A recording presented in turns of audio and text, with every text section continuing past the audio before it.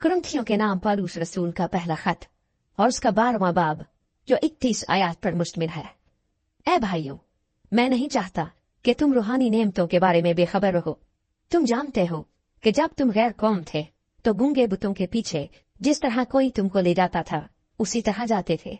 बस मैं तुम्हें जताता हूँ कि जो कोई खुदा के रूह की हिदायत से बोलता है वो नहीं कहता कि यीशु मलऊन है, और ना कोई रूह कुद्स के बगैर कह सकता है कि यीशु खुदावंद है। नेमतें तो तरह तरह की हैं, मगर रूह एक ही है, और खिदमतें भी तरह तरह की हैं, मगर खुदावंद एक ही है, और तासीरें भी तरह तरह की हैं, मगर खुदा एक ही है, जो सब में हर तरह का असर पैदा करता है। लेकिन हर शख्स में रूह का ज़हूर फायदा पहुंचाने के लिए होता है, क्योंकि एक को रूह के वसीले से हिकमत का कलाम इनायत होता है और दूसरे को उसी रूह की मर्जी के माफिक इल्मियत का कलाम, किसी को उसी रूह से ईमान और किसी को उसी एक रूह से शिफा देने की तौफीक, किसी को मौजज़ों की कुदरत, किसी को नबूवत, किसी को रूहों का इम्तियाज, किसी को तरह तरह की जबानें, किसी को जबानों का तर्जुमा करना।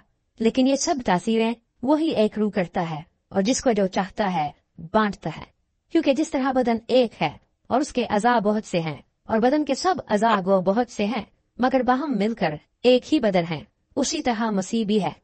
क्योंकि हम सब ने खा यहूदी हों, खा यूनानी, खा गुलाम, खा आजाद, एक ही रूह के वसीले से एक बदन होने के लिए बपतिस्मा दिया, और हम सबको एक ही रूह पिलाया गया।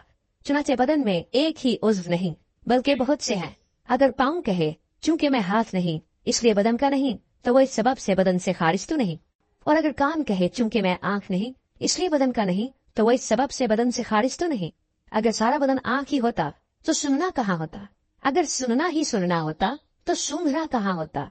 मगर फिल वाकया खुदा ने हर एक उज़्व को बदन में अपनी मर्जी के माफिक रखा है। अगर वो सब एक ही उज़्व होते तो बदन कहाँ होता? मगर अब अजाब बहुत से हैं, लेकिन बदन एक ही है। बस आंख हाथ से नहीं कह सकती कि मैं तेरी मोहताज नहीं, और ना सर पाँव से कह सकता है कि मैं तुम्हारा मोहताज नहीं, बल्कि बदन के वो अज़ा जो औरों से कमजोर मालूम होते हैं बहुत ही जरूरी है, और बदन के वो अज़ा जिन्हें हम औरों की निस्बत जलील जानते हैं उन्हीं को ज्यादा इज्जत देते हैं, और हमारे नाजेबा अज़ा बहुत जेबा हो जाते हैं। हालांकि हमारे जेबा अज़ा मोहताज नहीं, मगर खुदा ने बदन को इसी तरह मुरक्कब किया है कि जो उज़्व मोहताज है उसी को ज्यादा इज्जत दी जाए, ताकि बदन में तफरका न पड़े बल्कि अज़ा एक दूसरे की बराबर फिक्र रखे। बस अगर एक उज़्व दुख पाता है तो सब अज़ा उसके साथ दुख पाते हैं, और अगर एक उज़्व इज्जत पाता है तो सब अज़ा उसके साथ खुश होते हैं। इसी तरह तुम मिलकर मसीह का बदन हो और फर्दन फर्दन अज़ा हो। और खुदा ने कलीसिया में अलग अलग शख्स मुकर्रर किए, पहले रसूल, दूसरे नबी, तीसरे उस्ताद, फिर मौजज़े दिखाने वाले, फिर शिफा देने वाले, मददगार, मुंतजिम, तरह तरह की ज़बानें बोलने वाले। क्या सब रसूल है? क्या सब नबी हैं? क्या सब उस्ताद हैं? क्या सब मौजज़ा दिखाने वाले हैं? क्या सबको शिफा देने की कुव्वत इनायत हुई?